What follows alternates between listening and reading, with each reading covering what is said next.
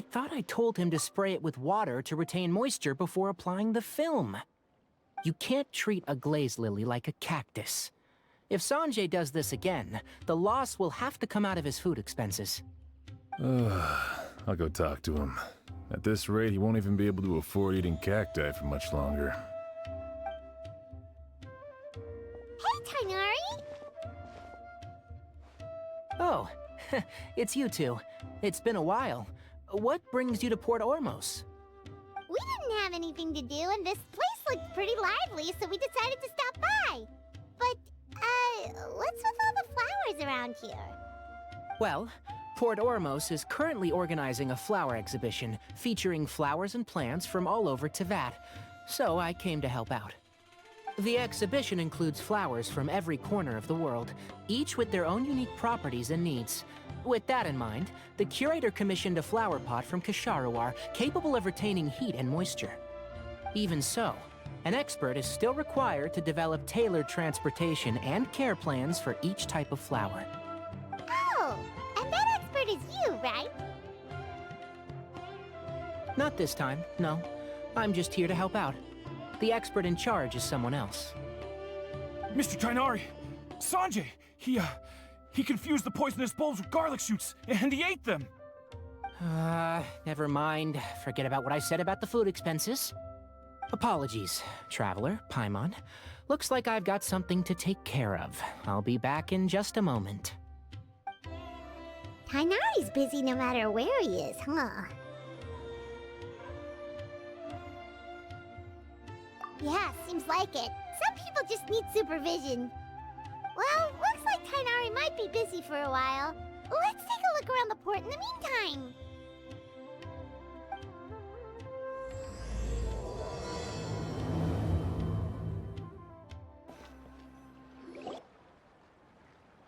Wow, look at these flowers! They smell so...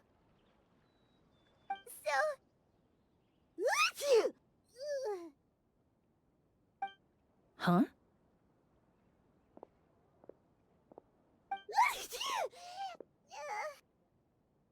Paimon's...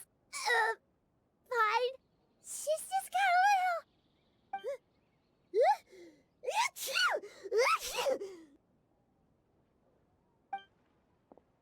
Rainbow roses, glaze lilies, and Cecilia's? No wonder.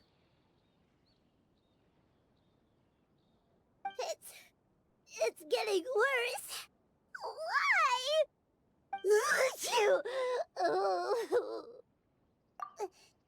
But, I was fine just a moment ago. She didn't even eat anything weird.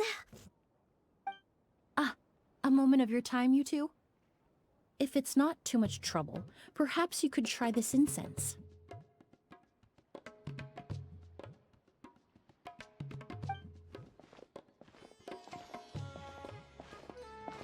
Incense? Oh, the scent is so nice! Wait! Whoa, that was fast! Paimon doesn't have to sneeze anymore! Think nothing of it. From your attire, I imagine you two aren't from Sumeru either. Seeing as we're both travelers from abroad, it's only right that we help each other out should the occasion arise. Oh, so you're here for the flower exhibition too? I suppose that's accurate. Oh, allow me to introduce myself. I'm Emilie, a perfumer from Fontaine. Paimon is Paimon! Thank you so much for your help just now. Oh, and this is... The Traveler, right? I've heard a lot about you from the Steambird. It's nice to finally put a face to the name. What happened back there? Why did Paimon start sneezing all of a sudden? Have you ever heard of hay fever? To put it simply, when inhaled, certain pollens can trigger abnormal physical reactions. But Paimon has seen these kinds of flowers before and nothing weird happened then. Well, we're all different. The factors that can trigger a reaction to certain stimuli vary by person.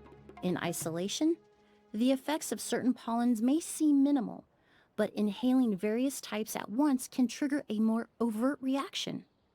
But there's no need to worry. Pollen allergies can be effectively mitigated with the use of medication. Oh, well, that's good. Traveler, Paimon, there you are. Is everything all right? I left in such a hurry, I forgot to warn you about all the pollen in the air. Emilie? Ah, what a coincidence. Looks like my worry was misplaced then. The Traveler and Paimon are in good hands.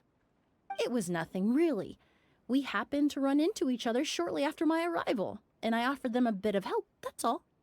I'm more curious as to why you thought the Traveler and Paimon were in danger. Allergies are highly unpredictable. If you were concerned the pollen might trigger a reaction, that must mean something similar has happened in the past.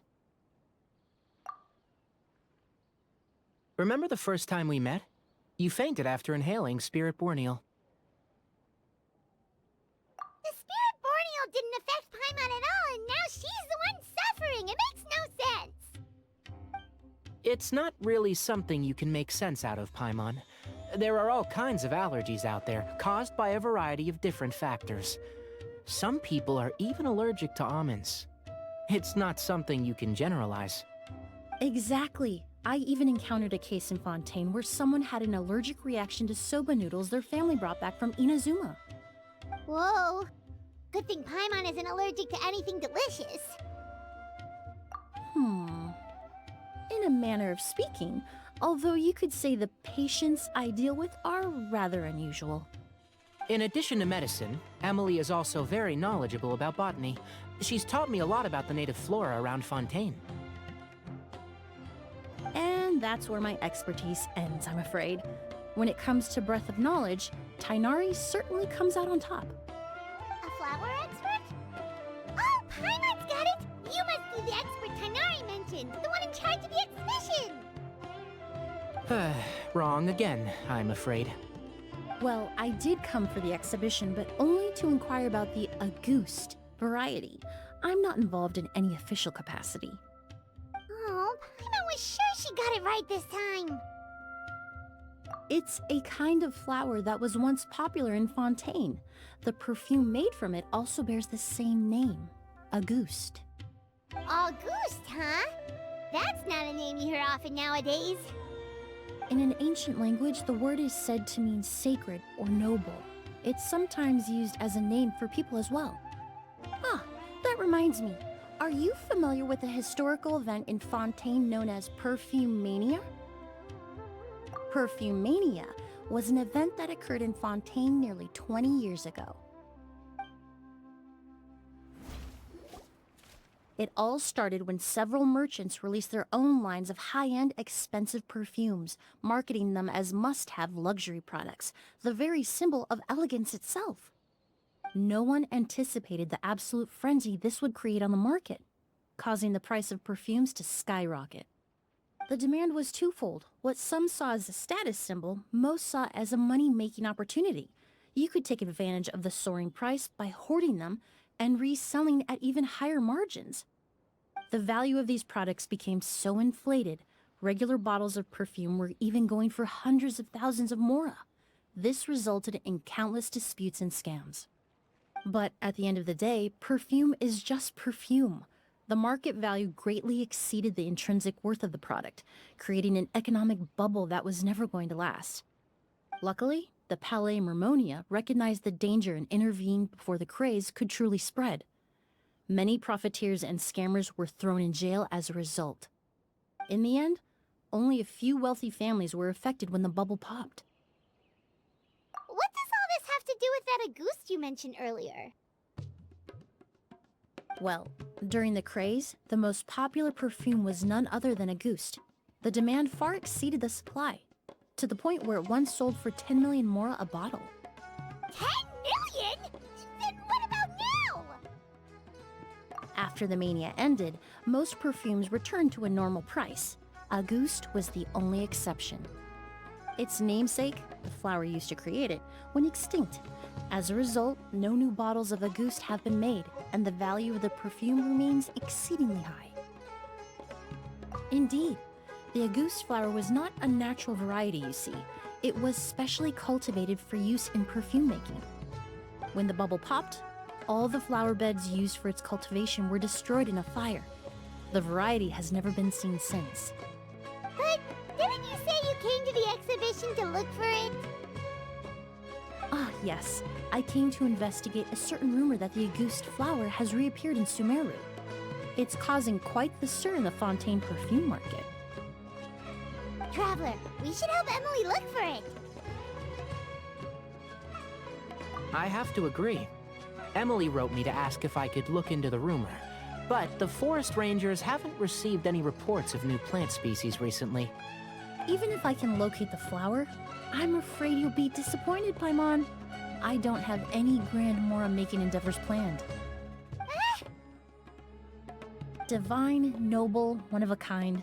All beautiful sentiments to be sure, but to me, they overshadow the very essence of the product.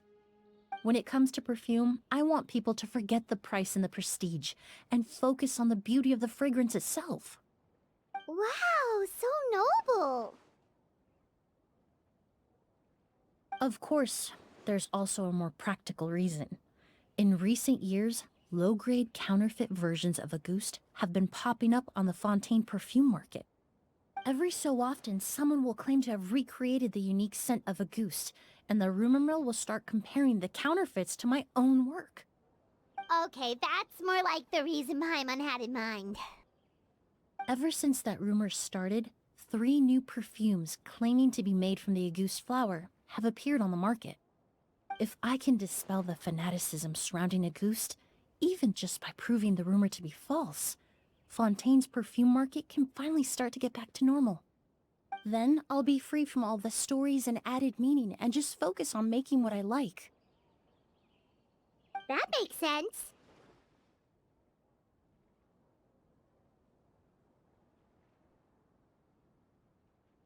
Oh, I would of course be grateful for your help, but I wouldn't want to trouble you.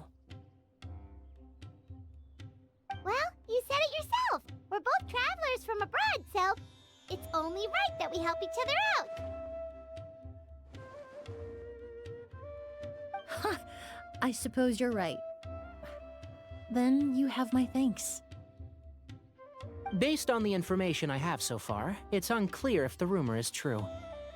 Mr. Edgar also thinks it's too early to say, but you could always go talk to him.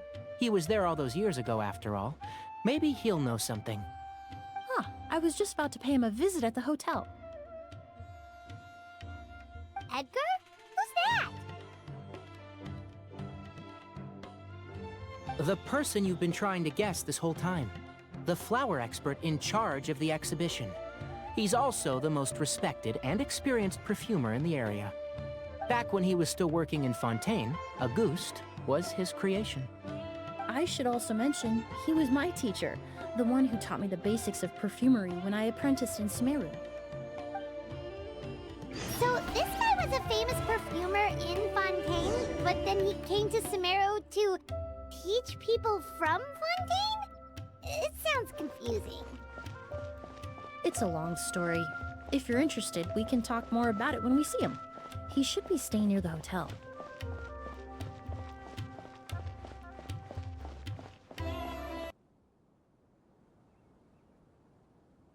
Oh, look at all the flowers!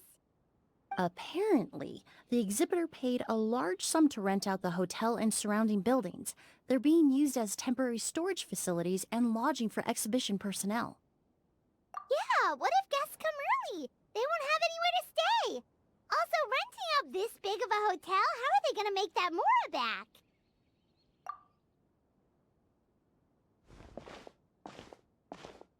It's been so long, I almost didn't recognize you, Edgar. Well, you and your brother haven't changed a bit. Oh, yeah, look, all this catching up is nice and all, but let's get down to business. We need to talk about Kyria. Is he... Hold on, we have guests. It's nice to see you again, Master. Emilie? Is that you? Oh, it's been years. Look at you. You're all grown up. I've heard you've become quite the famous perfumer in Fontaine. It would seem the student has surpassed the master. Oh, well, it's all thanks to your mentorship. Ah, hardly. I taught you the basics. Hearing you call me master, well, I'm not sure I'm deserving of that title. I've taught many students here in Sumeru over the years, but I've yet to see one turn out quite as accomplished as you. You're the only one who can take credit for that success. And who are these two? I don't recall you mentioning them in your letter. Ah, they're my new friends, the Traveler and Paimon. Emilie's friends. Well then, the pleasure is all mine. And these two gentlemen? Are they friends of yours, Master? Of course! We're perfume merchants from Fontaine.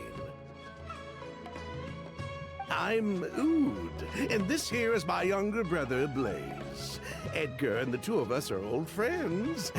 Isn't that right, gentlemen? No, yes. Merchant brothers? You must be here to look for the August flower then.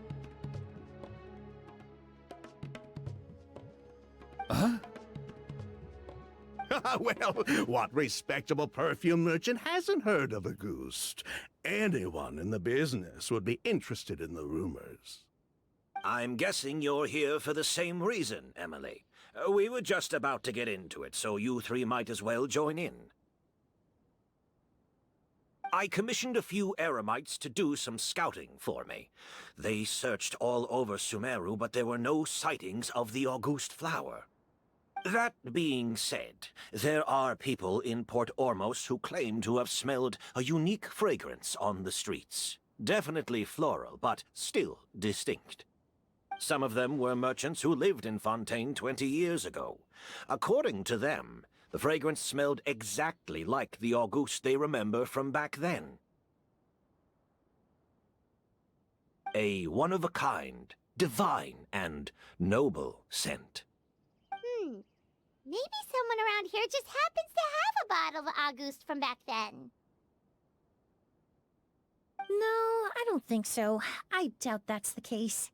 Even if someone had a bottle that was never opened, the fragrance of the perfume would have changed over time.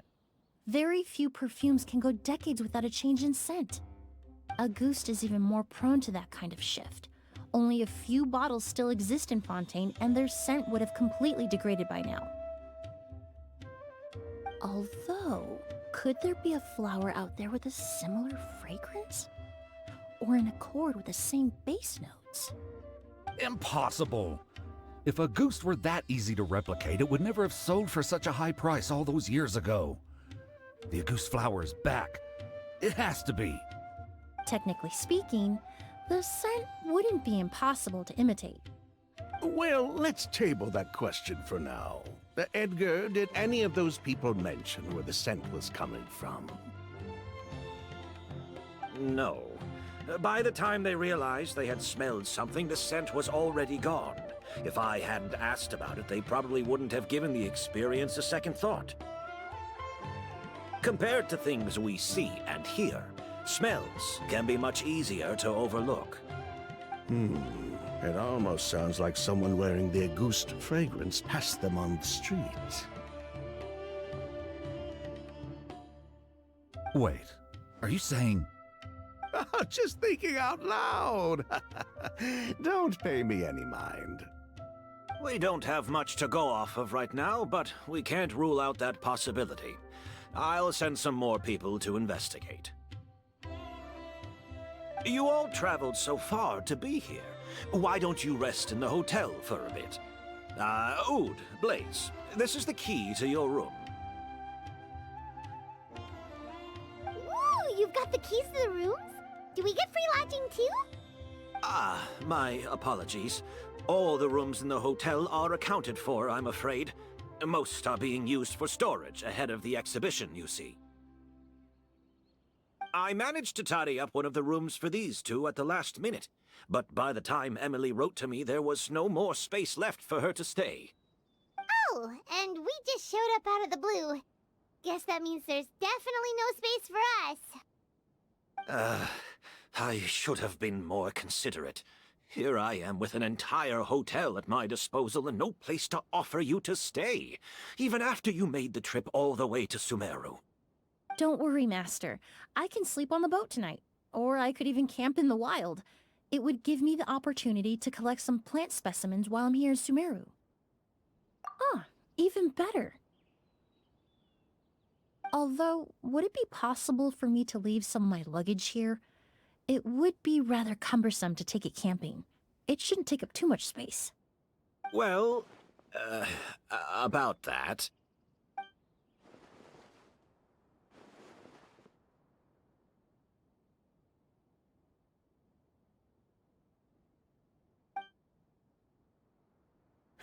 Of course, no trouble at all. My brother and I will keep an eye on them for you, as long as you don't mind, mademoiselle. All right, then. Oud, why don't you take Emilie inside and find a suitable place for her luggage? I'll prepare some refreshments and join you in a bit.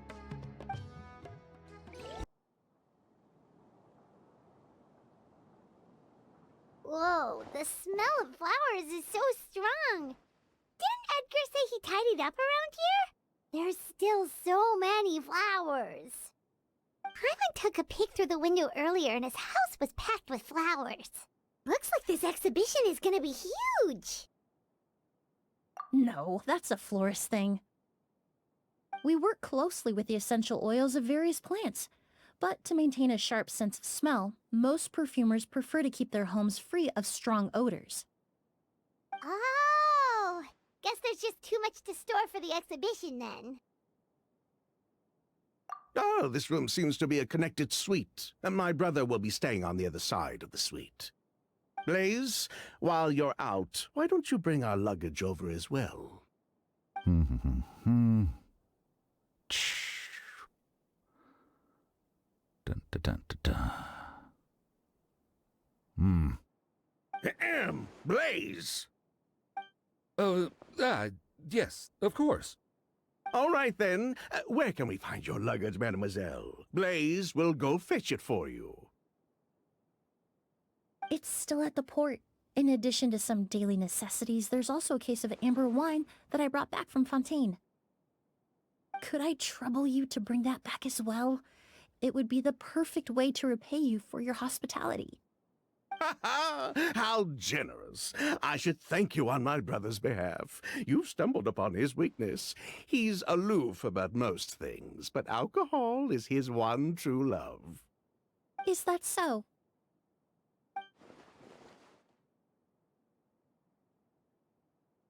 Mr. Oud, Mr. Blaze, thanks for... Hey! What are you doing? That's Master's voice.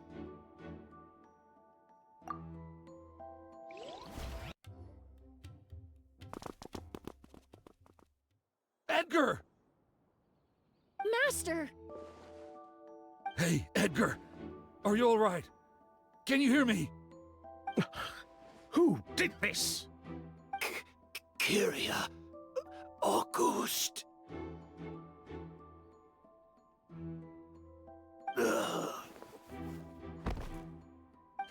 Kyria! Hey, Edgar? Edgar! No, don't shake him. He's injured. Just leave him to me. You two can... Oh, thank you.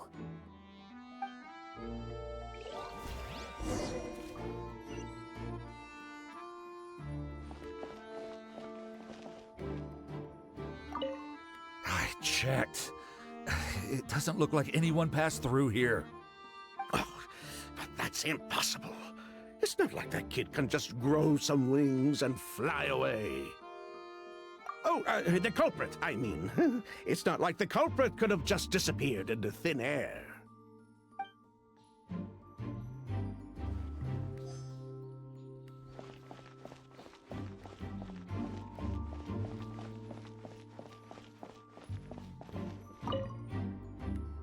strange smell around here. Is it coming from this bottle?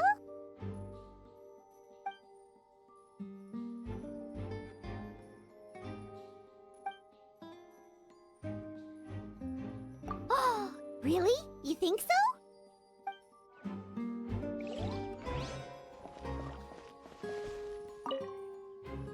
Do you think whoever did this was hiding in the flowers before they attacked Edgar?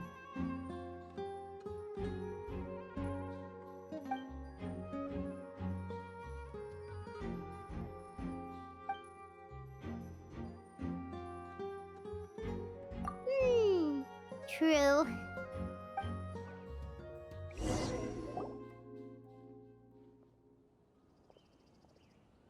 Well, we looked all over, but the only clue we found was that bottle.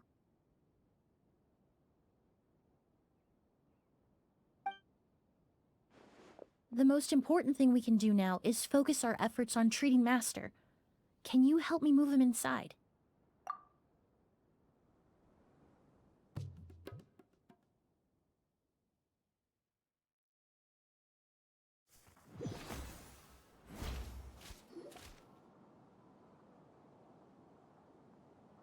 So, how's he doing? When I administered emergency treatment, I discovered a residue in his nose and mouth. Master was most likely forced to ingest a certain liquid. He's still unconscious, and inducing vomiting could obstruct his airways. We'll have to look into other clues for now. Ah, yes. The scent is the same, but the chemical composition is still unclear. We'll have to do further tests to determine if it's the same liquid, and how toxic it is to the human body. But first, I do believe there are two people who could shed some light on the situation. Mr. Sylvain, Mr. Lucien. Wait, you know... Hey! Were you talking to us, mademoiselle? I'm afraid we'd never heard of those names before. Before arriving in Sumeru, I asked a friend from the Special Patrol to look into the creators of Auguste. There were 4 people in total. The perfumer, Edgar, the one thrust into the limelight, and 3 others. A researcher from Sumeru responsible for cultivating the Auguste flower, and 2 merchant brothers responsible for promoting the product on the market. The 2 brothers capitalized on the mythos surrounding Auguste. Their actions lured in numerous speculators and profiteers, inflating the price of Auguste even further. In the end, they were sent to the Fortress of Meripede for falsifying their accounts and destabilizing the market. If you do the math, they should be out of prison by now. Huh. And what does that have to do with us? There are countless merchant families in Fontaine. You gonna accuse them of being criminals too? Every time your brother called you Blaze, it took you several seconds to respond. But when I called you Lucien just now, the name registered immediately. Ah, Miss Emilie, out of respect for your position as a famous perfumer in Fontaine, I'm inclined to believe that was simply a poor attempt at humor. You have a bright future ahead of you. You wouldn't want to develop a reputation as someone who throws around false accusations, especially among merchant circles. You claim to be regular perfume merchants, and yet, when I brought up amber wine, you took it to be alcohol. What? Amber wine is a perfume I created several years ago. It wasn't particularly renowned, but I'm certain any respectable perfume merchant in Fontaine would know of it. Unless, until recently, they were living somewhere completely cut off from the perfume world. Somewhere like the Fortress of Meripede, perhaps? Emilie, you little...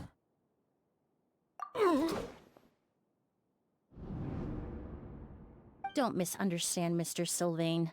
I don't bring this up to criticize you. No matter what happened all those years ago, the court has already passed its judgment. But Master's life is in danger. We need to learn whatever we can about the person who has done this. If Master's attack had something to do with Auguste, I would imagine the 2 of you might also be in danger. So I'd like to trouble you for some information, if I may. Tell me about Kyria. Fine. As you wish. Sylvain! Lucian, if this will help us find Kyria, then it will be all worth it. Besides, we've already told most of the stuff to the Maison Orally anyway. You were right, Miss Emilie. There were 4 of us at the beginning. Myself, Lucian, Edgar, and the researcher from Sumeru in charge of flower cultivation, Vijava. Sometime down the road, the Marechaussee Phantom came knocking, saddled us with a list of accusations, and started looking into our books. Oh, they did their meddling, and my brother Edgar and I were forced to serve time in the fortress as a result. Sounds like he's still upset about that. Wait, then how did Edgar end up in Sumeru? Master was convicted as an accomplice, so he only had to serve a few years. He decided to move to Sumeru so that he could put those events behind him. Still, Master was depressed for a long time after that. He stopped making new perfumes and focused on introducing students to the craft instead. That's how I met him. My parents had to relocate to Sumeru for work when I was a child, so I had the chance to study under him for a little while. But we can talk about that some other time. I want to hear more about this researcher, Vijava. Like us, Vijava was also staring down an investigation from the Marechaussee Phantom. But before the Phantom showed up at her door, she set all the flower beds on fire, along with much of the mora we managed to earn. All the Auguste flowers, everything we worked to create, was reduced to nothing but a pile of ash.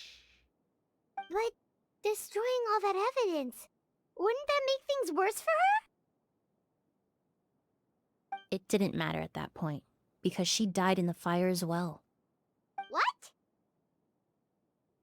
Sounds like you did an investigation of your own. Why even ask us if you knew all of this already? The name wasn't mentioned in any of the files I reviewed either, but you two seem quite familiar with him.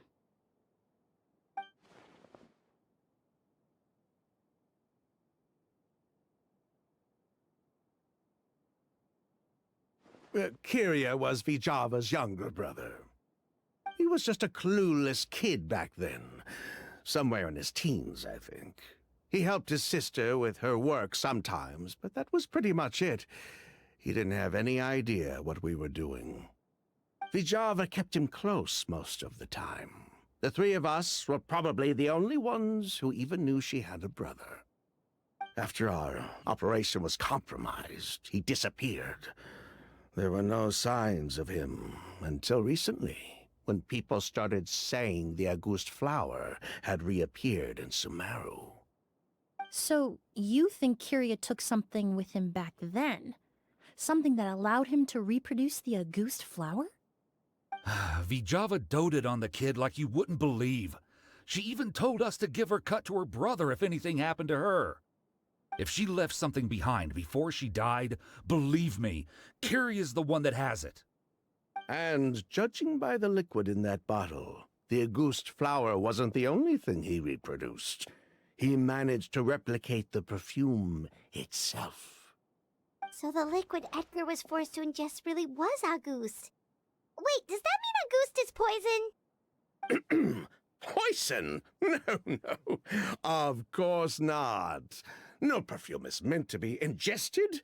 Even small amounts can be dangerous, let alone ingesting a whole bottle at once.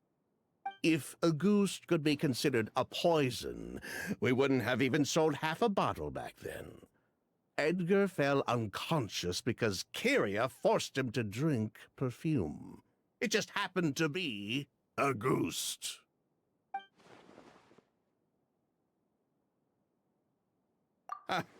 He probably thought we had something to do with his sister's death.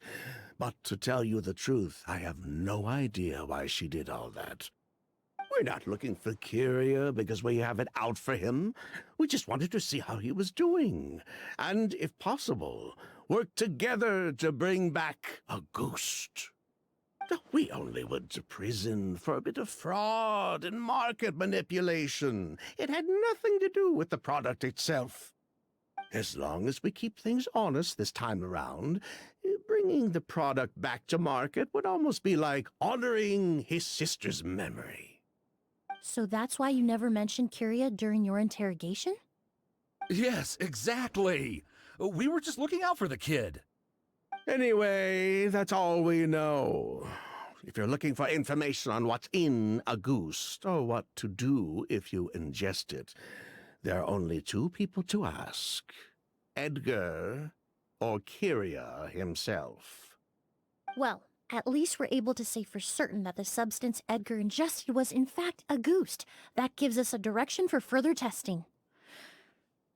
Well then, I'd say that was a very enlightening discussion. Well, glad to hear it. Lucian, let's head back to the room and rest a bit. With everything that's happened, there are things that need reconsidering. Yes, of course.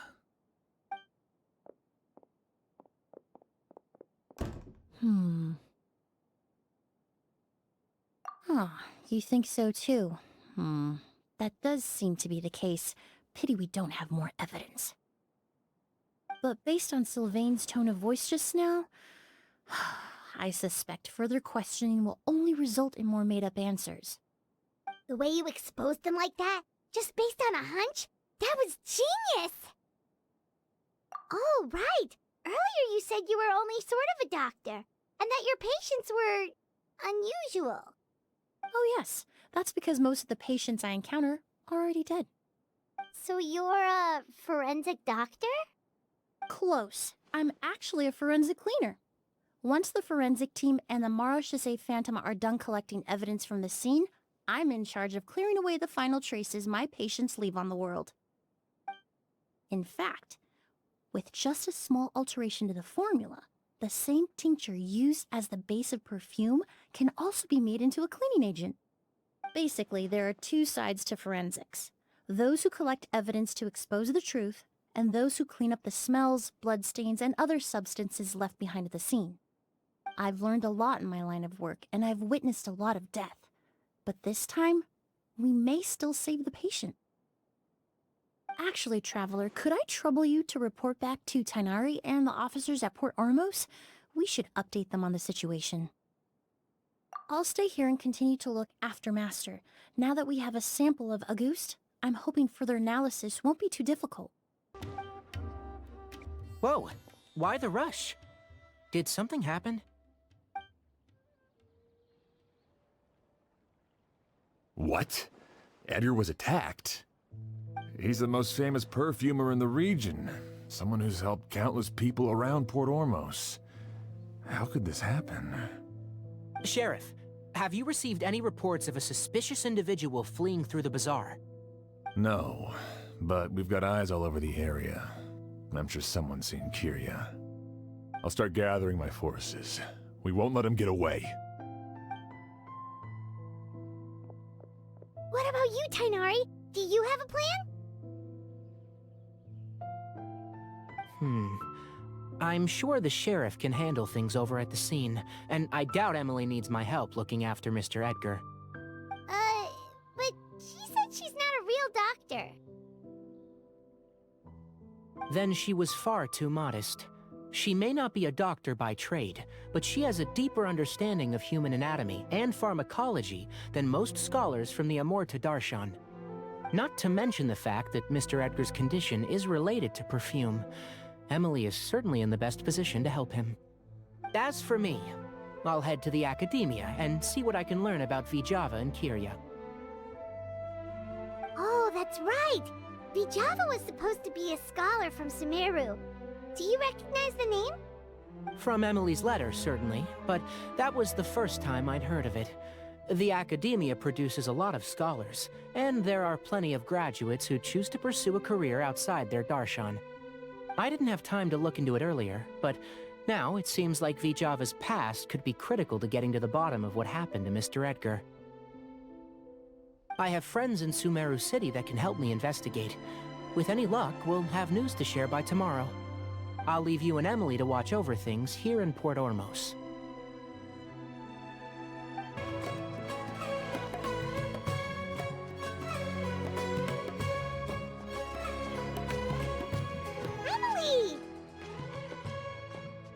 No longer in critical condition, thankfully. He's still very weak, but with a bit more rest, he should regain consciousness soon. My chemical analysis of a goose also went smoothly, although it certainly raised some questions. I was able to identify the components that give this substance its fragrance, but I also noticed an abnormal trace of elemental energy in the sample. Elemental energy? Hard to say. It was such a minute amount, proportionally speaking, like mixing a single drop of perfume into the ocean. I had to use one of the newest tests developed in recent years to even detect the traces present in the sample. Unless you were abnormally sensitive to elemental energy, I doubt it would have any effect, even if you use the product every day for 10 years. As for whether Master's condition was caused by the elemental energy present in the sample or some other component of the perfume, it's still too early to say. Oh, that reminds Paimon. Did Tighnari come and find you? Maybe we could ask him to take a look. I received a message from him last night, but I haven't heard anything since. The message said he was looking into some information at the academia. Oh, Paimon thought he might have stopped by to see you first. Excuse me? Is Miss Emilie here? Oh, perfect! Familiar faces! Traveler, Paimon, you're here too!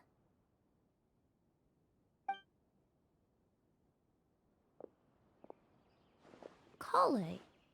Ah, of course. Tighnari's apprentice. He's mentioned you many times. It's a pleasure to finally meet you. And please, no need for formalities. Emilie is just fine. Oh, okay. Nice to meet you too, Miss, Emilie. Did Tighnari send you here, Kale? Yep.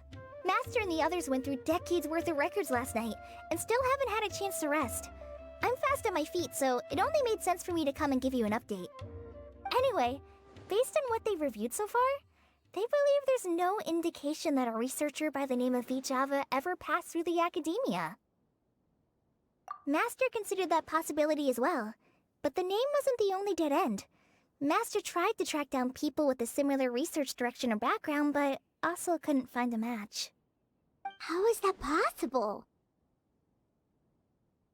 It's starting to seem very likely. If we want to figure out her true identity, I'm afraid another conversation with those two merchants might be our only... Hey! Lucian! It's Sylvain! Wait, you don't think Curio came back, do you? That seems impossible. If someone came in or out of the hotel just now, we would have seen them.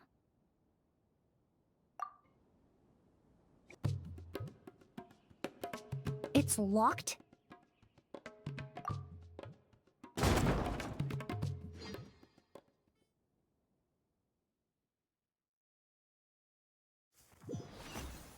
There's no one here. Lucian! Lucian! That's Sylvain's... Lucian! Lucian! Come on! Wake up!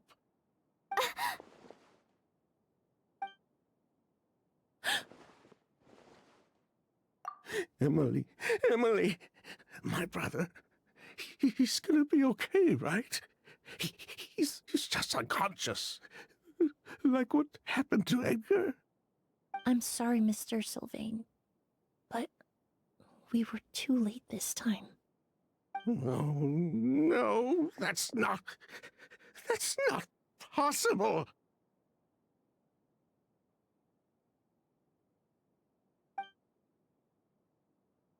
Traveler, Kale, Mr. Sylvain has gone through a huge shock. He needs some space to calm down. Could one of you take him next door? It's not good for him to look at his brother's body like this. Of course. Leave it to me. Thank you both.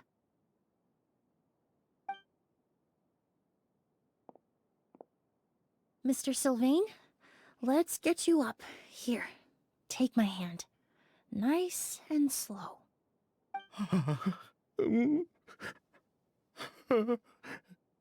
We'll take things from here. Just focus on getting some rest. Here, this way.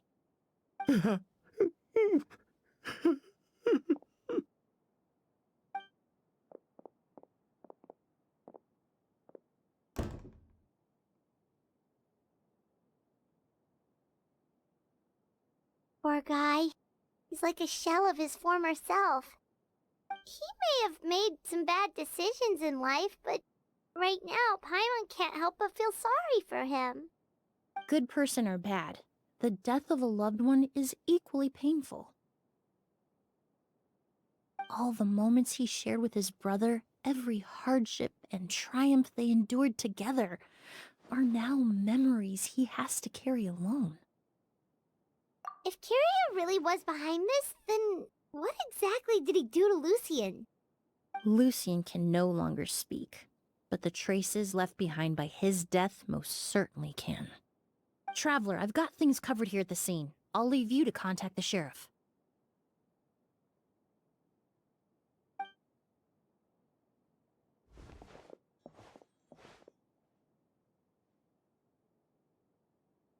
Who would have thought? Yesterday's case is still up in the air, and now this happens. Miss Emilie, I heard you're an experienced forensic doctor. Have you been able to discover anything? Oh, I'm not actually a forensic doctor. I just happen to have some relevant knowledge. I did take a look, though. Judging by the temperature and rigidity of the body, it appears the time of death was sometime last night. I'd have to do a more thorough investigation to find out more. Then, would you mind helping us investigate? Before he left, Tighnari said we could trust your judgment if something like this were to happen. Of course, I appreciate your trust. Many of the traces left behind at the scene will fade with time, so the sooner we investigate, the better. We'll help too. We don't know much about dead bodies, but you can leave the other clues to us.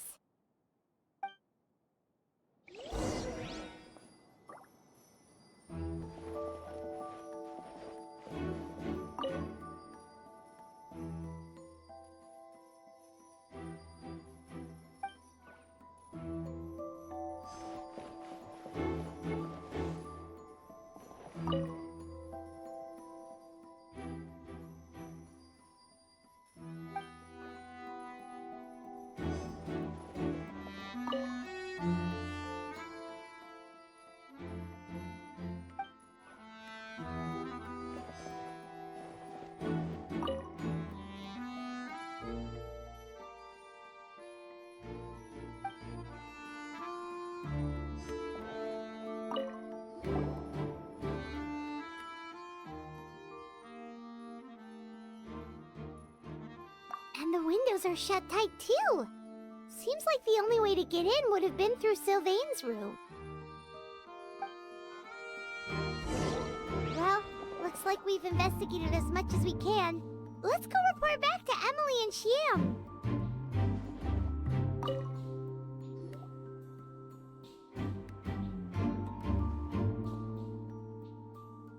So, did you find anything? Paimon can show you. Here, it'd be something like this.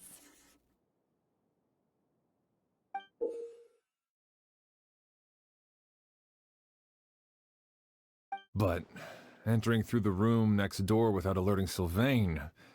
Wait, you don't think Sylvain could have been the one who... No, his reaction to the loss of his brother seemed genuine, and he doesn't have a motive. Then what could have happened last night? I know Sylvain is still in shock, but he's our only available witness. We have to take his statement. I agree. Also, I've made some new discoveries, so we might as well head next door and go through everything together. Mr. Sylvain, I need you to tell me everything you and your brother did since yesterday afternoon. Did you see or hear anything strange? After Kiria attacked Edgar, my brother and I were incredibly careful. We returned to our rooms and decided to lock all the doors leading to the hallway. The only door we kept unlocked was the one connecting our rooms. That way, if we heard any commotion coming from the other room, we could help each other. But I didn't hear any sort of commotion last night. Not a single noise. I woke up this morning, opened the door, and Lucian was... So, no movement from the room next door. No forced entry via Sylvain's room. No signs of a struggle at the scene. And no external injury on Lucian's body. What kind of cause of death are we dealing with here? I did notice a few things about the body. Lucian's pupils were dilated, and his skin was flushed. Very similar to Master's symptoms after the attack yesterday. There weren't any traces of liquid in his mouth or nose, so it's unlikely he was forced to ingest anything. The more plausible explanation is that he inhaled a substance without knowing it, and I'd say that substance was likely a ghost. A goose? No, that's not possible. Inhaling a goose won't kill you. And anyway, it would have been for just one night. No, that's not what I meant. Emilie, you ran your tests, didn't you? Go on, tell everyone whether you found any poison. No, I didn't find any common toxins. See? A ghost is harmless. The market response proved that years ago. That may be true for most people, but not for everyone.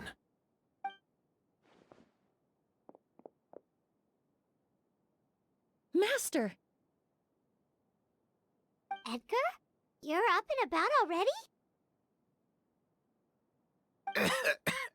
Thanks to Emilie, I'm out of the woods for now. Sylvain, no matter how hard you may try to hide it, the truth will always come to light. Edgar!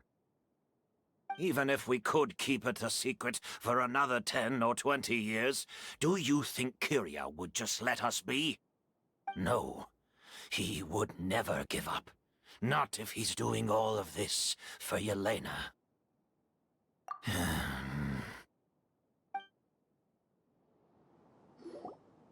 That's Vijava's real name. Yelena wasn't a scholar from Sumeru.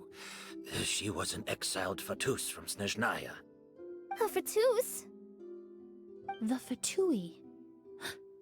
Well, that means the elemental energy present in Auguste was... Ah, so you've already detected it. Well, Sylvain, looks like there's truly no reason to hide things now. Oh. The Auguste flower was created with the mutative and distorting power of a delusion. A delusion? The Fatui, delusions...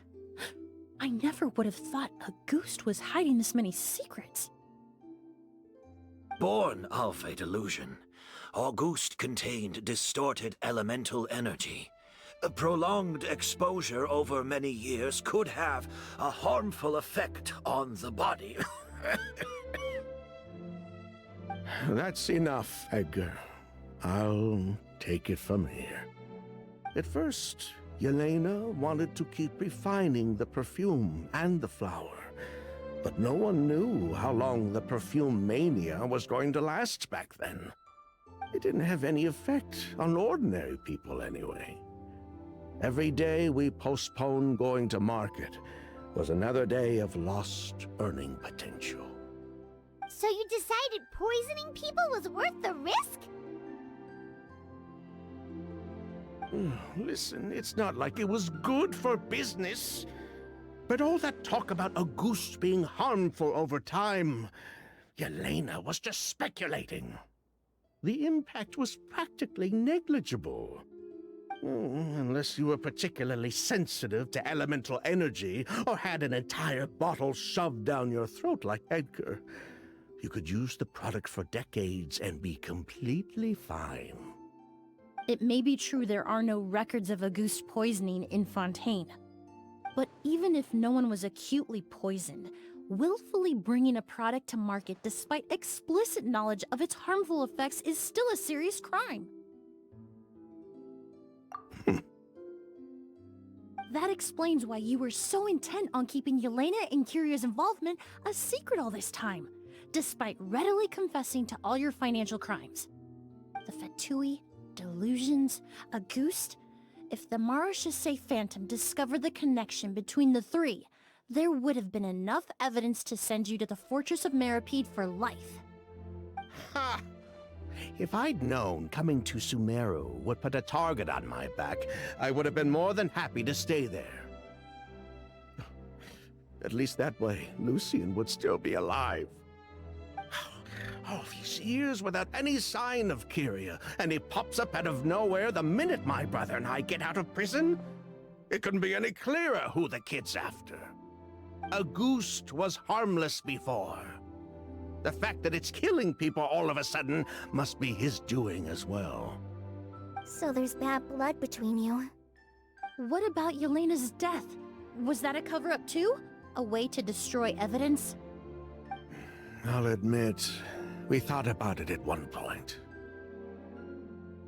We took care to disguise the products circulating on the market, and no one was questioning Yelena's fake identity.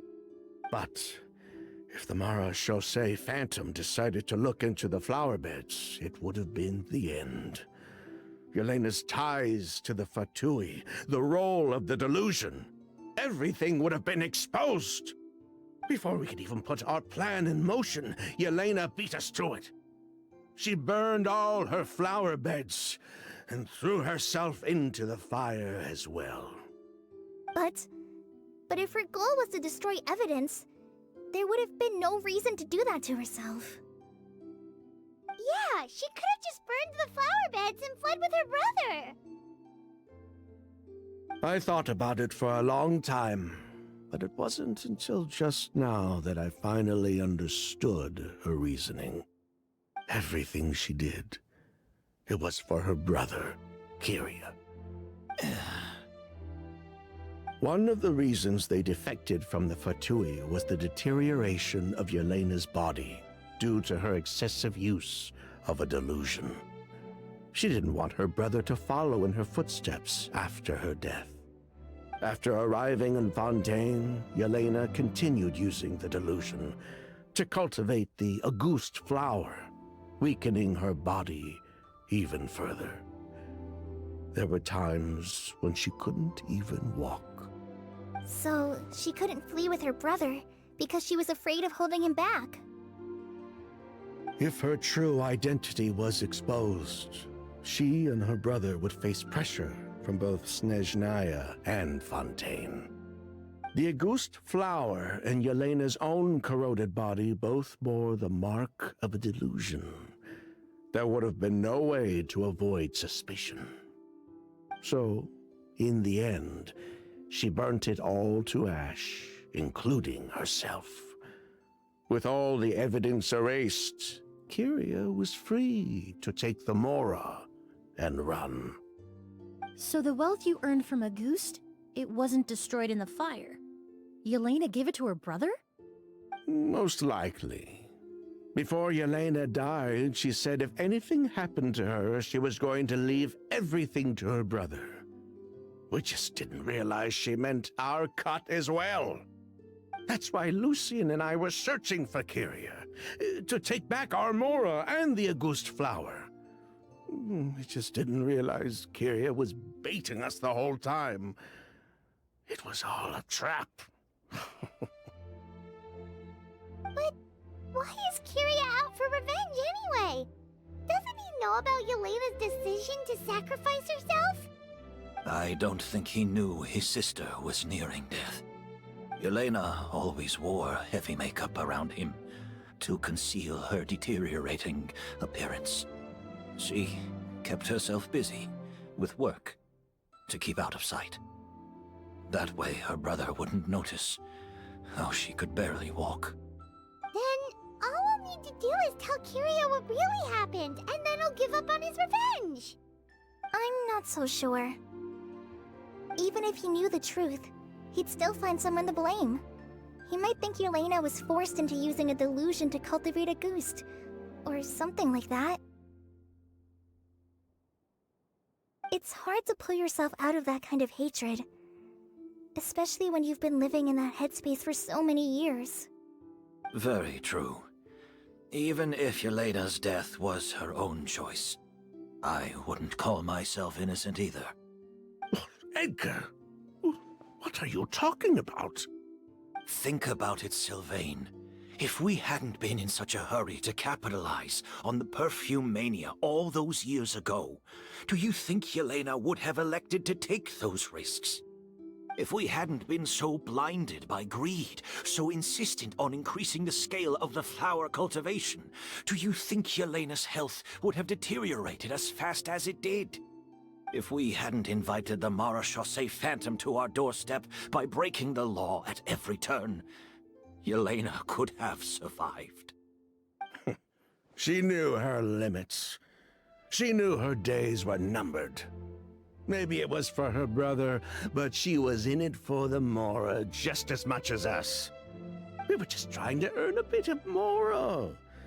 And what, we deserve to die for that? Target me for being the mastermind, sure. But what about Lucien?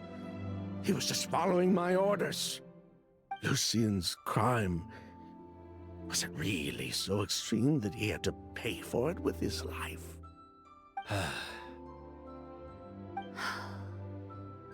The only person that can answer that question is a judge.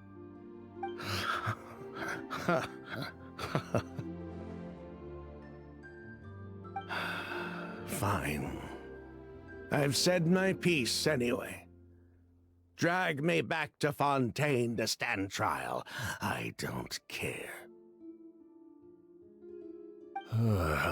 3 people from Fontaine, 1 from Snezhnaya, and a crime committed in Port Ormos. What a headache. Well, we can only wait until the Academia sends someone to deal with it. I'm guessing we'll have to contact Fontaine as well. In any case, we won't really know anything until tomorrow. With the exhibition, we don't even have space in Port Ormos to detain anyone. Such a headache. The hotel could suffice. You could station a few officers to keep an eye on Sylvain and myself. Although with Sylvain's mental state and my physical one, I don't think you need to worry about a jailbreak. Mr. Edgar, are you saying... If Sylvain is to stand trial, then I deserve the same fate.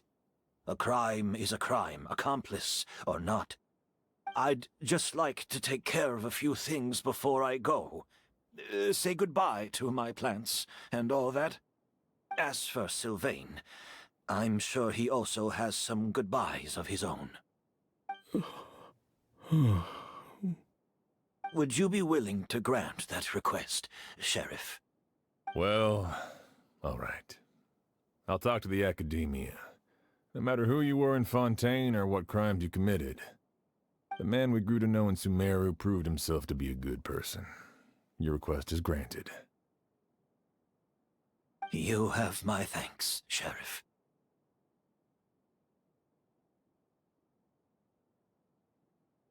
Happened tonight?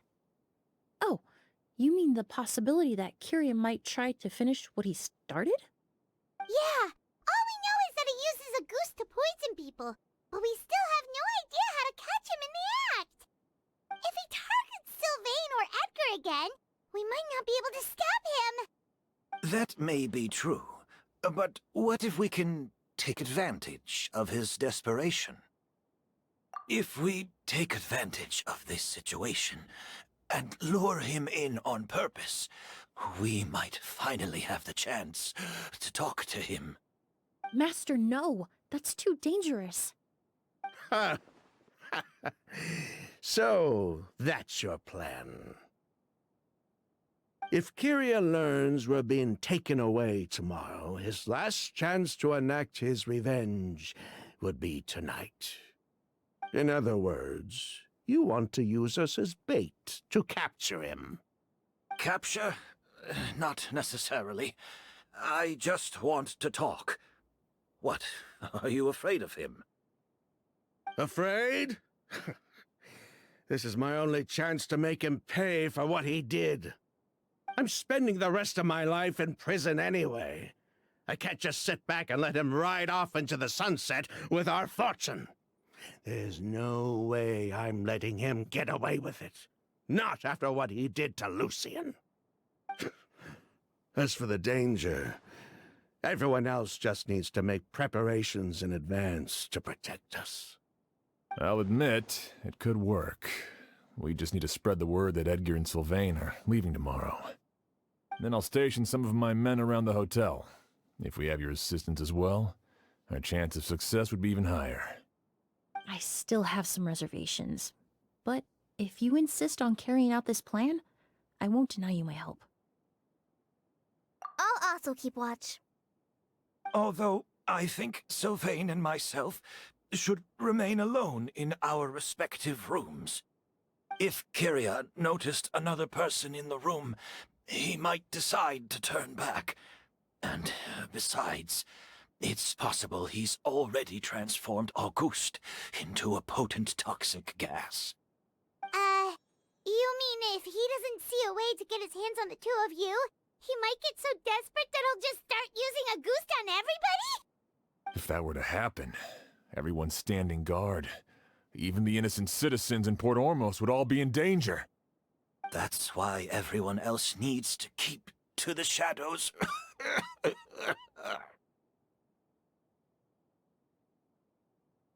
You're still recovering. You need to rest. This old bag of bones doesn't bounce back like it used to. I suppose I'll just have to leave the rest to you. All right, we can figure out a plan to keep watch later. Right now, I say we split up, start spreading that information before it's too late.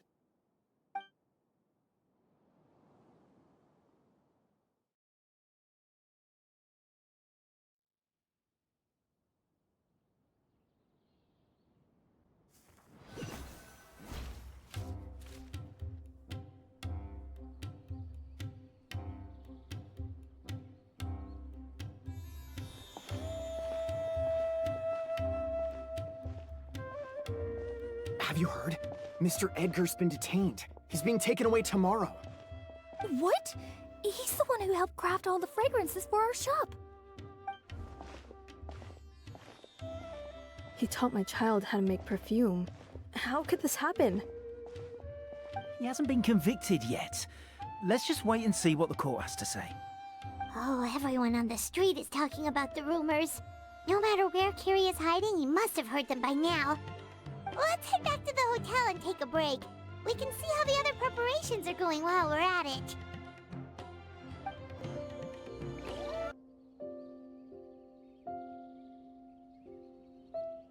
Emilie, Sheriff Xian wants to talk to you and the Traveler about our plans for the night watch. Thank you, Kale. But first, here, I prepared a kind of herbal tea that helps calm the spirit. Why don't you have some? Oh, that's very kind of you, but I'm okay. Oh, it's not good to be so tense, especially when we've got a long night ahead of us.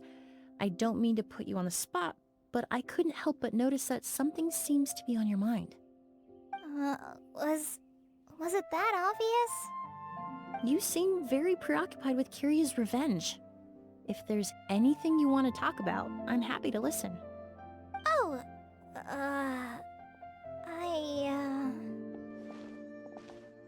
Hey, Emilie, Kale. Oh, are we interrupting something? No, not at all. This will be easier to talk through with you here anyway. I've just been thinking. If Kyria has the capacity to commit murder while remaining completely undetected, why didn't he target Sylvain along with Lucian last night? There was just a single door separating them. If his intention was to target both brothers, then there was barely anything standing in his way. don't you think? When I accompanied Sylvain to his room after Lucien died, and saw how distraught he was, I suddenly realized. Maybe Kyria did that on purpose. Maybe he wanted Sylvain to experience the pain of losing a loved one before he completed his ultimate revenge. So did he attack Edgar as a warning then? To scare Sylvain and Lucien? Based on what we've heard about Kyria, that may very well be the case. Losing his sister all those years ago. What has been going through his head? What has he been forced to endure? Whenever I get to thinking like that, I just can't help but wonder.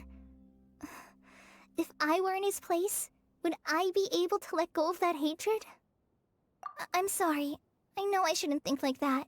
Not after everything he's done. But I just can't help it. There's nothing wrong with the way you're feeling. Empathy is a part of human nature. In all my years of cleaning up crime scenes, I've witnessed countless families mourn their loved ones. Their cries of devastation and anger still echo through my mind, even now. Some of them even try to stop me, begging me not to erase the last remnants of their loved ones. But getting swept up in those emotions will corrupt your judgment. Surround yourself with fragrance for too long, and your sense of smell will become dull. Allow yourself to be consumed by your emotions, and you lose the ability to think rationally. So while you hold on to that sense of empathy, you also need to ask yourself, do Sylvain and Lucien really deserve to die? How much did they truly know about the Fatui and the delusion? Did they force Yelena to make those decisions? Answering those questions requires a lot of time and evidence, while a single act of vengeance can put those answers forever out of our reach. I've witnessed a lot of deaths in Fontaine. When someone dies, a certain amount of information can be inferred from the traces left behind at the scene. But generally speaking, death will just leave most questions unanswered, and the whole picture ever incomplete. Once you're consumed by hatred, it will become next to impossible to think about things that way. For someone like Kyria, I'm sure right and wrong lost all meaning a long time ago. You're right. The fact that we can approach these questions from this perspective isn't because we're more rational than them. It's because we're fortunate enough not to have suffered that kind of loss. But that also makes us perfectly positioned to stand on the outside and try to pull them back from the brink before it's too late. I understand Kyria's decision, but I still want to stop him. Master, Sylvain, and Kyria. They all deserve to survive. The fortunate and the unfortunate.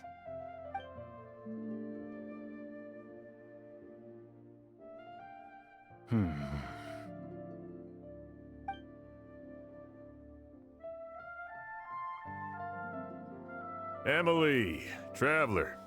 Huh? Edgar, you're here too? Oh, it's you two! Didn't you head back to your room to rest, Edgar? Is it really okay for you to be out and about like this? A little exercise never hurt anyone. Besides, I don't have much time left in Sumeru. So I'd like to take care of my plants while I still can. We could do that for you, Master. No need. I've grown attached to these flowers, and this is my last chance to say goodbye. Come tomorrow. I'll be happy to entrust their care to you. I would imagine Sheriff Sham is here for a more important reason. The Night Watch! You mentioned earlier that we still need to confirm our plans. That's right. I've stationed some of my men around the surrounding area, but we still don't have anyone standing guard next to Sylvain's room. Exactly. After some discussion, we concluded that Sylvain has the highest risk of being attacked next. You're the most skilled fighter here, traveler. And Emilie's expertise is sure to come in handy in a pinch. That's why I want you two stationed next to Sylvain's room. So, are you up for it? Sounds perfectly reasonable. I'll be glad to have your help tonight, Traveler.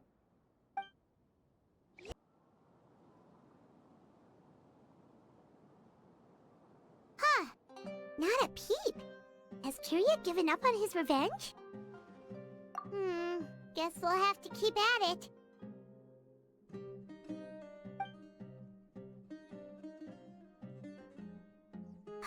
Still nothing unusual. Paimon took a peek into the room next door and Sylvain's already sleeping. Perhaps Kirya's true motive was simply forcing Sylvain to confess his crimes. No, that can't be right. If all he wanted was for Sylvain to be convicted for his true crimes, he could have tipped off the Marechaussee Phantom years ago.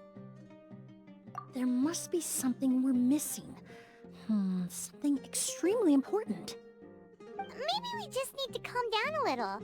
How about some tea? That herbal blend from earlier was pretty tasty. You're right. Maybe we can look for a different distraction then, like looking at the flowers. Oh, there's a glaze lily here. Paimon didn't notice it earlier. Flowers, glaze lilies, incense. Oh no! Sylvain's room! Quick! Wait, what?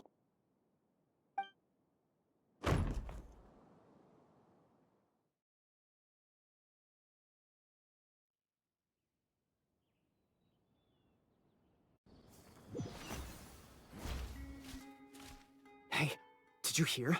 Someone was attacked again last night. It was the older of the merchant brothers, right? Yeah, I think his name was Sylvain. Poor guy was murdered in cold blood. First it was Mr. Edgar, then that merchant named Lucian, and now this. Listen up, everyone. This is an active crime scene. Please, no loitering. It's been 3 days and they haven't even caught a glimpse of the guy. What is going on? Do you think it could be the work of an evil spirit? I mean, how do you get away with something like that with so many people watching? Keep it moving, everyone. No loitering.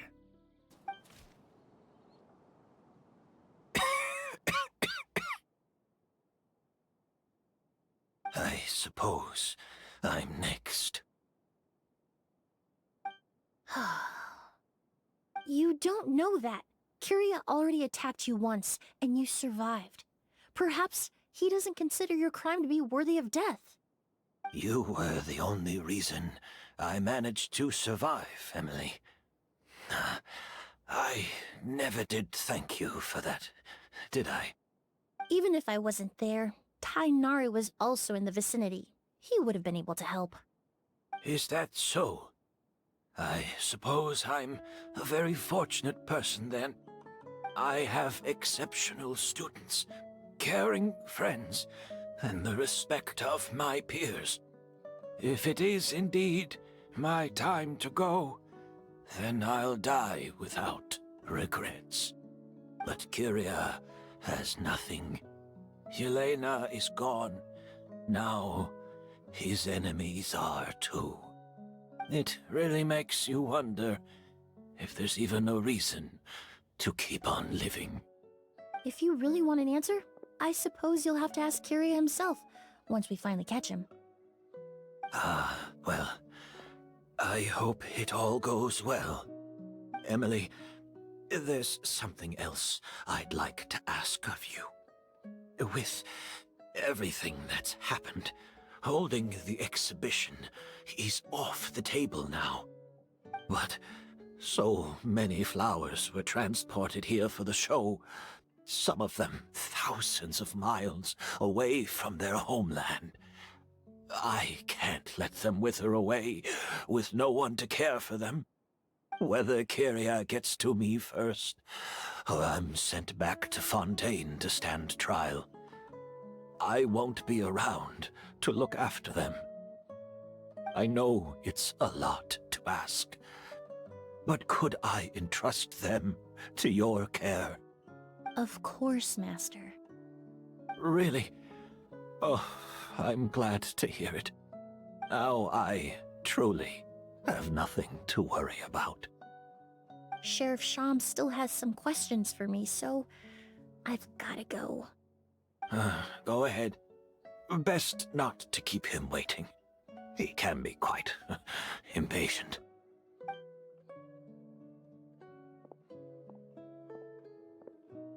I'm sorry, Master.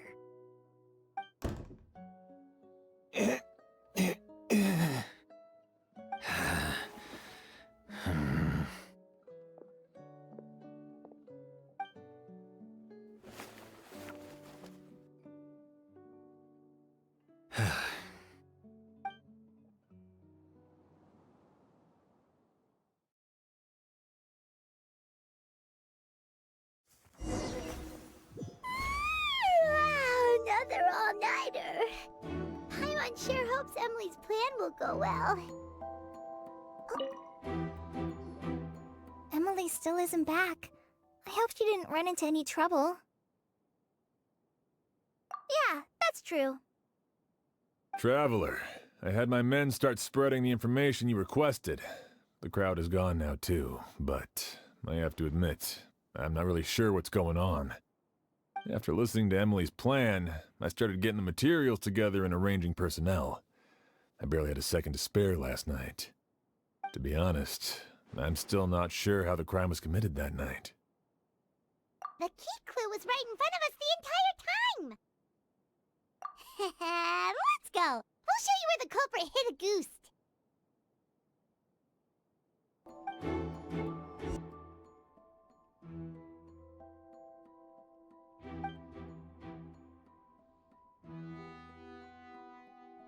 This is it!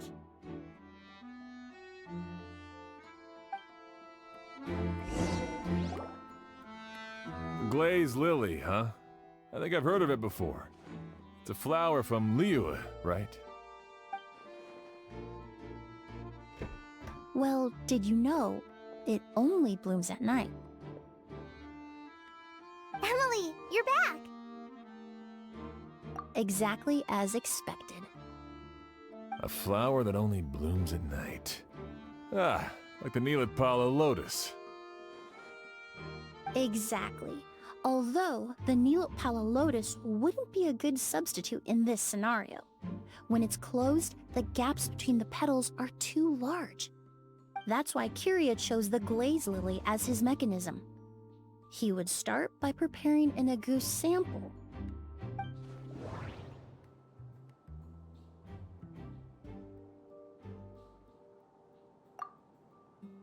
There's a sticky substance on the edge of the flower petals. It's one I recognize. If you stick the petals together with slime condensate, then in the daytime, the glaze lily would act almost like a hidden container. If applied to the outside, you would still be able to smell a goose even in the... That's right! He applied a diluted form of slime condensate to the petals to stick them together and enclosed a sample of Agoose in the center. That way, the Agoose would remain trapped inside during the daytime, unable to seep between the petals and evaporate into the air. This also allowed the culprit to plant the poison well in advance, while his targets remained oblivious. However, the diluted slime condensate wouldn't be viscous enough to prevent the petals of the glaze lily from opening at night. So by nightfall, the flower would bloom, thereby forcing the target to inhale the Agoose trapped inside. And Kyria could execute his revenge without having to step foot inside the room during the night. By the next morning, the sample of Agoose would have nearly fully evaporated. The glaze lily would have already closed its petals, and any lingering odor would be concealed by the fragrance of the other flowers in the room. Wait a second. You're telling me this version of a goose is so toxic, inhaling the minute amount trapped inside a flower is enough to kill a grown man? And how did Edgar even survive ingesting a whole bottle of the stuff? That's because Agoose is just as dangerous now as it was all those years ago. The level of toxicity has never changed. only a small subset of people are truly at risk. Ah, you mean people who are sensitive to elemental energy. So it's just some sort of happy coincidence that Sylvain and Lucien are allergic to the stuff? That can't be right. They were involved in the operation all those years ago. If the stuff gave them a bad reaction, they would have known from the very start. I wouldn't use the word allergic necessarily. It's more like they're susceptible to its effects. But that distinction isn't important right now. You can think of it this way. It's not that Sylvain and Lucien are innately sensitive to elemental energy, but that Kyria found a way to ensure that they would be.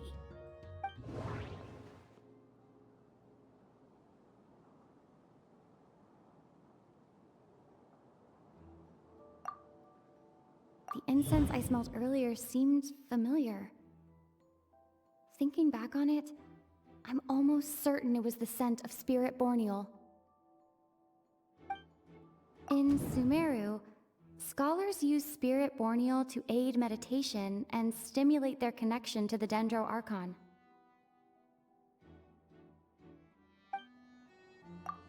Alchemically produced essential oils, the primordial seawater that caused unrest in Fontaine not too long ago.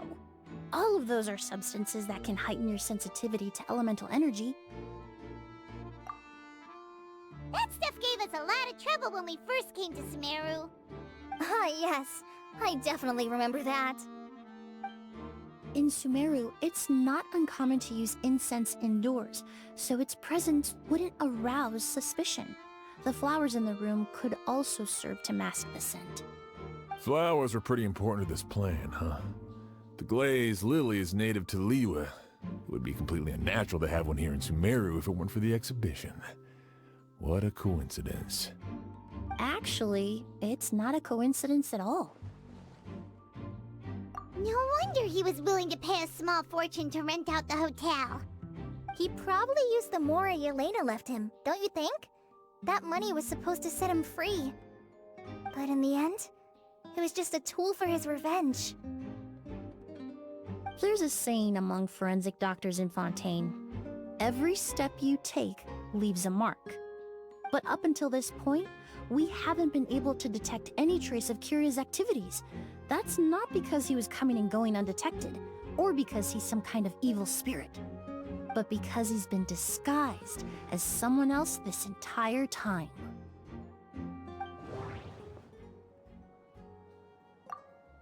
Creating such an intricate mechanism out of a glaze lily, setting up the Spirit Borneal in advance, and arranging for Sylvain and Lucien to stay at the hotel.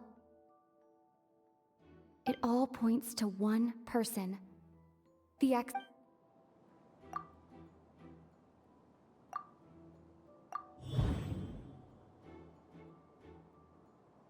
Kyria and Edgar are one and the same.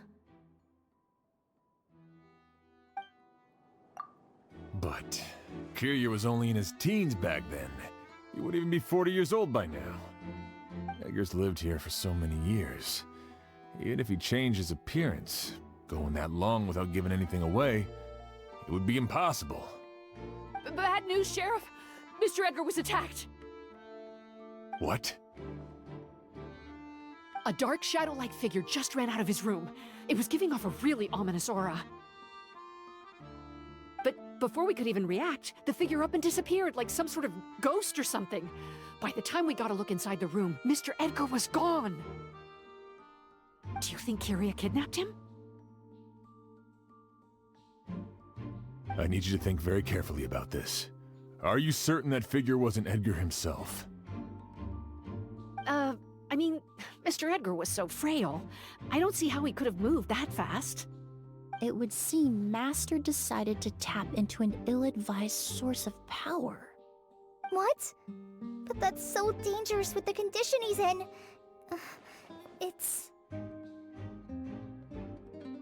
But why? Why would he do that? He's already accomplished his revenge. No. If his aim was to target everyone who had a hand in Yelena's death... If he left Sylvain alive yesterday, not out of a desire to see him suffer, But to confirm the truth about why Elena chose to die... Then there's still one target left. The shadow-like figure ran in the direction of the elevator, and my partner immediately chased after them. We should hurry before they're forced to confront each other.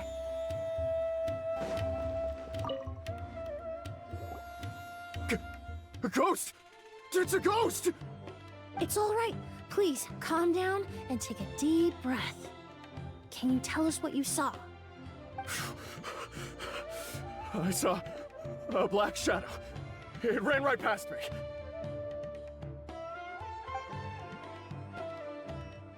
How could something like that happen in broad daylight? No! Don't come any closer!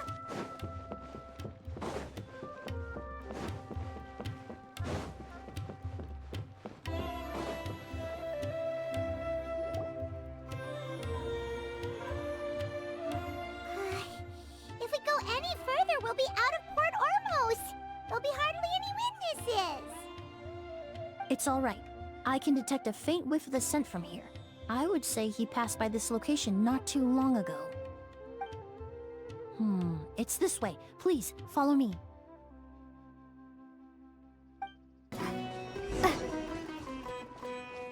The scent is getting stronger. This must be the place.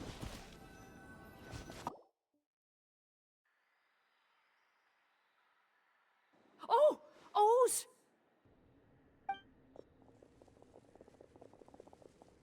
Are you all right?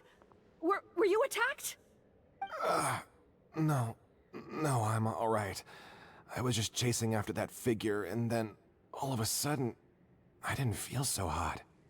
Let me take a look. The air definitely feels heavy. It smells nice, but for some reason, it's hard to breathe. This feeling... I've encountered it before. Everything looks all right. It was probably just the stress of the chase, combined with the impact of the environment. A bit of rest would do you some good. I can't rest. Mr. Edgar is still in there. He taught my sister how to make perfume. He's a good man. I can't just abandon him to die by Curia's hand. O's, you need to calm down and listen to me. Edgar is the one we're after. He and Kyria are the same person. But how is that possible? I thought you said Kyria was in his 30s. Mr. Edgar is 70-something. Changing your appearance to look decades older, that doesn't seem possible. That's precisely why he had to resort to extraordinary measures to age himself. Kyria used a delusion to bring back the Auguste flower, corroding his body in the process, just like his older sister. No. He couldn't have. Mr. Edgar has been in Port Ormos for years. If someone started impersonating him all of a sudden, we would have noticed. And what if the impersonation started before he ever set foot in Sumeru?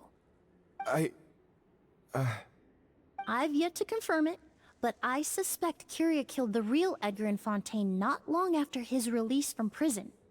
While Edgar was incarcerated, Kyria started making preparations to replace him, including forcefully aging his body, studying perfumery, and planning the real Edgar's demise.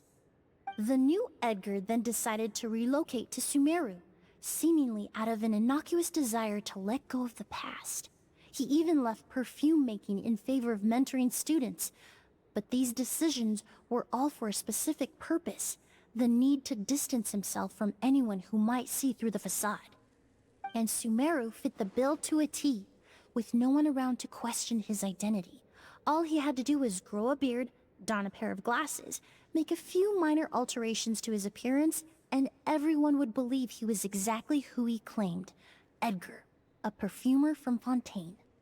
As the years went by, he removed his disguise little by little and continued to refine his skills. It would have been a gradual process, one that ensured no one around him would notice anything unusual. That explains why Sylvain said he barely recognized Edgar back at the hotel!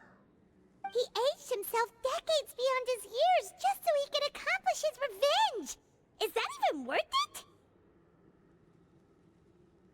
it? I need to find Mr. Edgar. He's not that kind of person. He can't be. What you really need is to get out of here and rest. No, I can keep going. Wait! This environment is likely being influenced by the delusion. Any discomfort, no matter how slight, should not be treated lightly. I know how to relieve your symptoms, Mr. Ooze. Please come with me and rest. I'm sure Kyria... No, Edgar wouldn't want any more innocent people implicated in all this. Kale's right. The Traveler and I will take things from here. From our brief exposure to a goose, it would seem the substance has little effect on us. This leads me to believe those blessed with a vision or capable of wielding elemental power are more resistant to the effects of abnormal elemental energy. In other words, this environment doesn't pose as much of a risk to us. Actually, now that I think about it, this stronghold likely has multiple points of entry. If the target were to escape from a different point of entry, that might allow him to evade capture. I hate to trouble you, but we need people to survey the perimeter.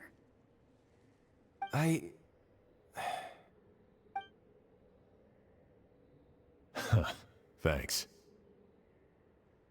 Hear that? We're heading out. There's work to be done. Ooze, head back to Port Ormos and start gathering reinforcements. Got it. Traveler, Emilie, Paimon, please be careful.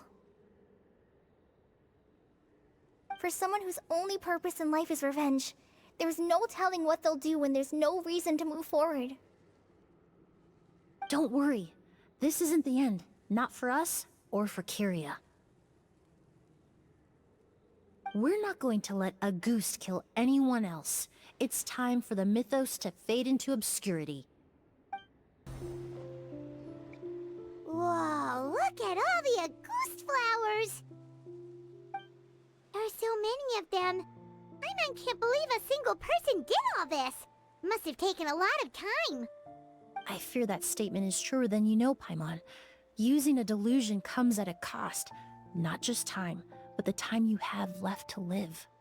But why would Kyria need this many Auguste flowers? He only needed a few bottles of Auguste to carry out his plan, right? Perhaps hatred wasn't the only emotion fueling his obsession with Auguste. Not long ago, he told me he didn't want all the flowers transported to Sumeru to wither away in a foreign land.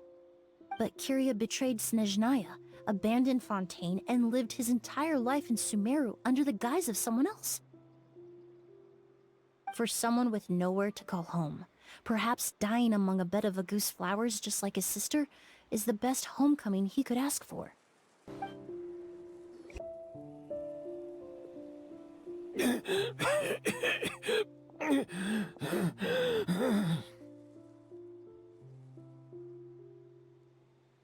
scent of flowers is getting stronger. We're almost at the end. Did they catch up that fast? No. My strength is just waning.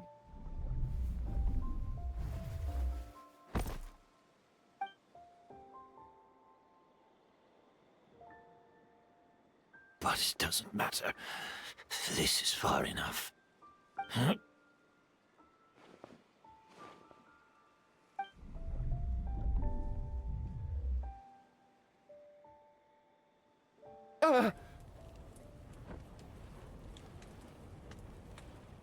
This is a garden of Auguste flowers.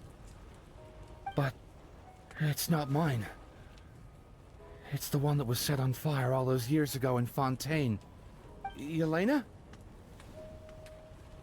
Yelena! You tried to hide it from me, but I always understood. The reason why you continued to use the delusion, the reason why you set your garden on fire, it was all because of me. I shouldn't have listened to you that day.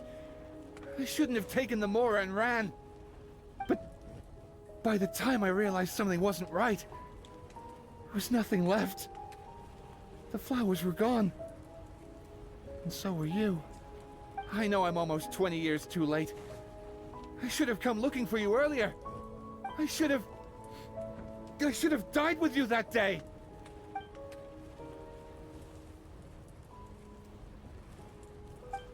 Yelena?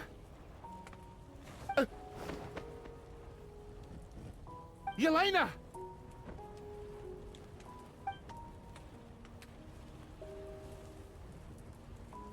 No! Don't leave me! Please! Yelena!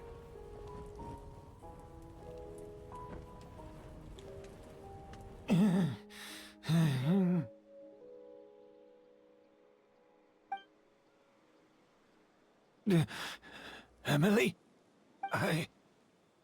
I'm alive. No, that's not possible. I saw her. Yelena. We were together. That was an illusion, likely brought about by the residual toxin in your body coupled with the pollen in the air, neither of which are fatal. No. The amount of August I drank, it should have been enough. A fake? But how? We started making the preparations last night with one goal in mind: to create a perfect accord. The accord is the basis of perfume making, the product in its most primitive form. Ambergris mixed with cedar wood, rounded out with a base note of agar wood. This is the scent of leather? Exactly. We're unable to extract essential oils from leather, but by combining other raw materials, we can recreate its essence. That is the purpose of an accord. Does that mean you can recreate any scent in the whole world? I'm afraid not. Certain fragrances in this world are simply one of a kind. That quality is what draws people in and fuels their obsessions. If I wear a goose to the ball, I'll also be one of a kind. Our competitor already got their hands on it. It doesn't matter how much it costs. I have to buy something better. This fragrance will be one of a kind, no more. Myths can be deconstructed, miracles can be recreated. All it takes is skill, experience, limitless exploration, and a little patience.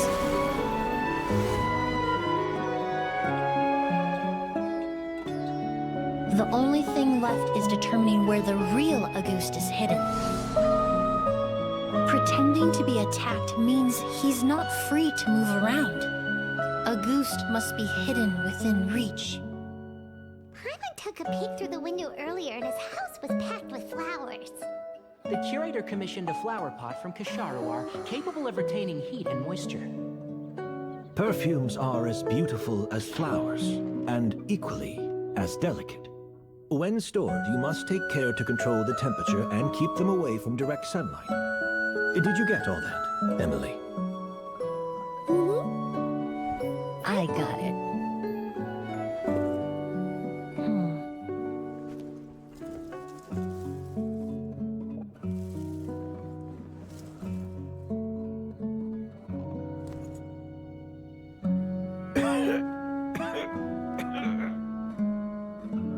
Did you hear?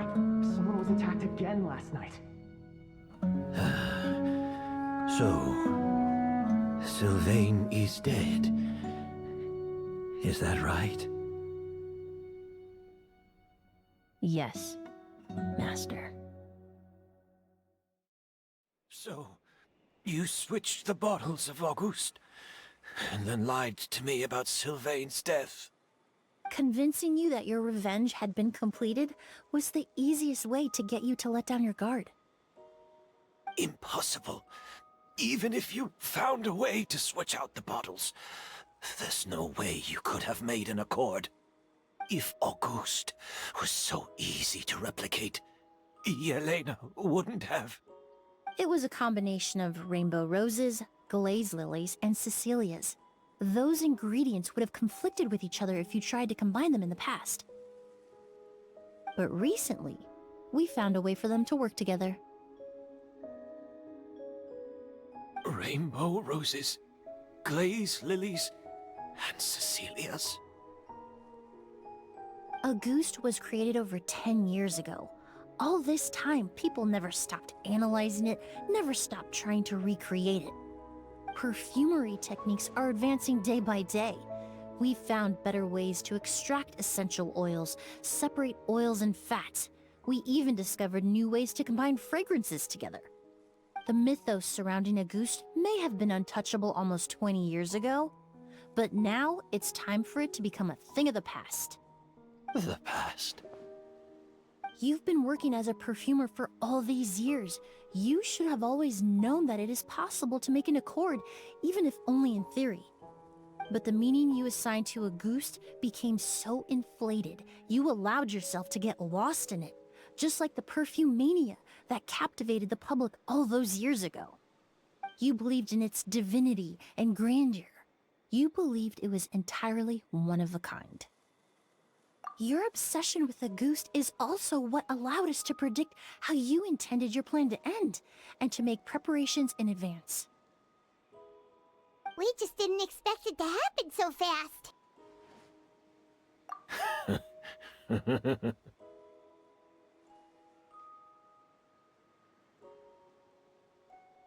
Well, you hit the nail on the head now, didn't you? So, Sylvain isn't dead.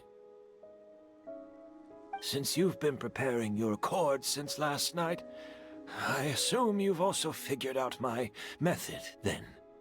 That means the news of Sylvain's death. The crowd gathered outside the hotel this morning. It was all an act you put on with the sheriff? Yes. If we hadn't, you might have resorted to the delusion out of desperation, or continued to use your Spirit Borneal and Auguste combination to wreak havoc. Who knows? Maybe I would have just offed myself then and there. I know if you had things your way, you would carry the truth of Edgar's demise and the secrets of this garden to the grave, but I'm sorry, Master. I don't want to see any more death. Sylvain only inhaled a small amount of poison. He's being detained as we speak. All the crimes he concealed back then will be exposed in a court of law for everyone to see, and all his secrets will be revealed. The same goes for you as well. Is that so? Well, I suppose I'll be spending the rest of my days in a prison cell then. Whoa, he accepted that kind of fast. I don't feel the need to justify my actions, nor do I intend to repent for them. I did what I set out to do. I may have lost in the end, but it was my choice every step of the way. And if I could do it all over again... But there's no going back, is there? Careful, everyone. This environment is dangerous. I'll lead the way. Stick close and hurry up. You can't let Edgar die. Looks like I'm almost out of time. Although, I do have one final question, Emilie. Of course, Master. The combination you used to make your accord. How did you figure it out? The scent of Auguste is complex and varied, yet the main ingredient consists of a single variety of flower. So, as I was analyzing the sample yesterday, I got to thinking, what if the scent of the Auguste flower was already imbued with that complexity during its cultivation? You're saying Yelena designed Auguste to have the scent of multiple flowers? Rainbow roses, glaze lilies, Cecilias. The perfumers of the past knew that if you combine their essential oils directly, they would just cancel each other out. It was a conundrum they could never solve. But if you cultivate a new flower species that intrinsically carries the unique features of those three scents, You can bypass that issue entirely. It goes without saying that for that time, this idea was a stroke of genius. Rainbow roses, glaze lilies, and Cecilias. Those really do seem like flowers you would choose, Yelena.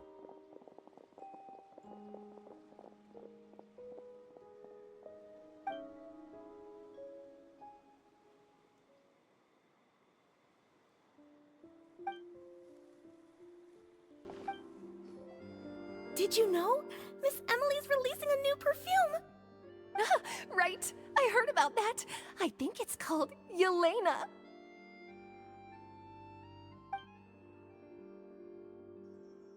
Seems like everyone in Fontaine is talking about the new perfume you're releasing.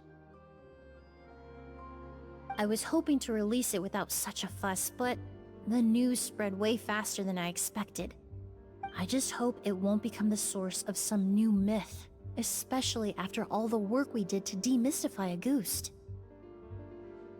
I did, although I made a few modifications to the formula to make the scent more pleasant and long-lasting.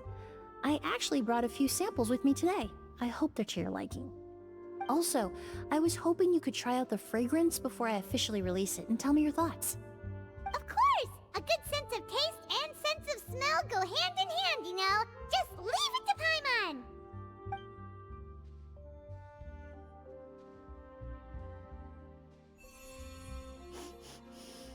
Oh, it smells great!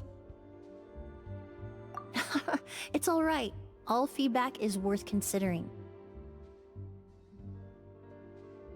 Besides, when it comes to perfume, commenting on whether it smells good is the most straightforward assessment you can ask for. There doesn't always have to be a deeper meaning. Right! Do those flowers have some special meaning? Hearing their names seemed to have an effect on him. If I had to guess, I'd say it probably has something to do with the language of flowers. The language of flowers? Oh, we've heard of that before! Paimon remembers hearing something like, the Cecilia represents the true feelings of the prodigal son? What each flower is said to represent varies by person and across different moments in history. The same is true for the flowers that make up the scent of Auguste. After returning to Fontaine, I did some research, and it turns out the meanings of those 3 flowers can be reassembled to form a single phrase. Forget the past and keep on living. Perhaps that's the legacy Yelena always intended, not the nobility and grandeur most people associate with Auguste. You think Kyria knew about that?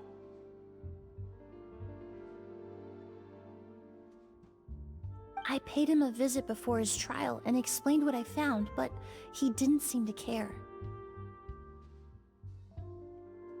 Who knows? Maybe she didn't mean anything by it at all. That was his response. Yelena is gone. We'll never know what she was thinking. We can look for meaning all we want, but it'll never be anything but conjecture. Even if that is what she was trying to say, I would never be able to forget her. Avenging her death? That was the meaning I chose for my life. Kyria cultivated his revenge like a flower. He was committed to making it bloom, even if in the end, it didn't bear the fruit he was hoping for. In any case, he did want me to pass along his thanks. Thank you for saving my life, for giving me the chance to learn that Auguste could have carried a very different meaning.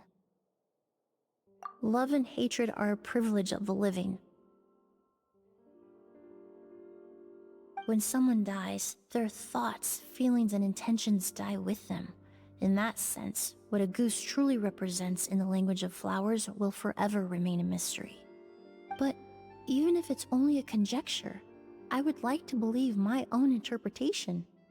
The meaning we give to flowers, the symbolism we assign to our perfumes, they're constantly twisted and exploited in our imperfect world. And yet, at the very outset, they're born from the simplest and most beautiful desires we hold in our heart.